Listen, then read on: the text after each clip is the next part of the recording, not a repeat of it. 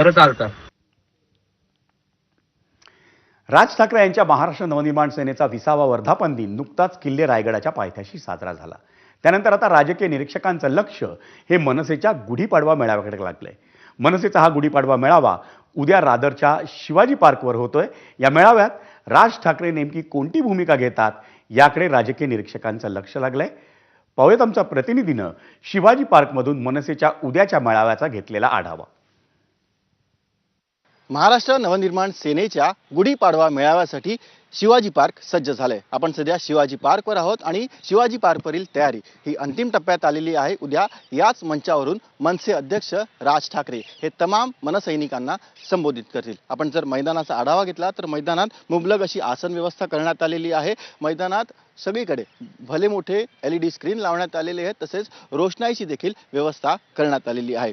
अलीकडेच पक्षाचा वर्धापन दिन देखील पार पडला आणि तेव्हापासून सध्या मनसेचा सदस्य नोंदणी अभियान हे सध्या राज्यभर सुरू आहे. आपण बघतोय की सध्या शिवाजी पार्क हे शिवाजी पार्कमधील तयारी ही अंतिम टप्प्यात आलेली आहे.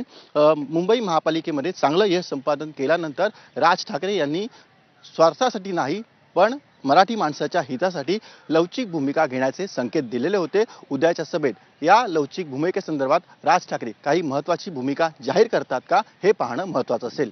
व्हिडिओ जर्नलिस्ट अजित करमसह सचिन गाड, ABP माझा, मुंबई. मध्य रेल्वेच्या बदलापूर आणि वांगणी स्थानकांदरम्यान एक नवं स्थानक उभारण्यासंदर्भात रेल्वे प्रशासनात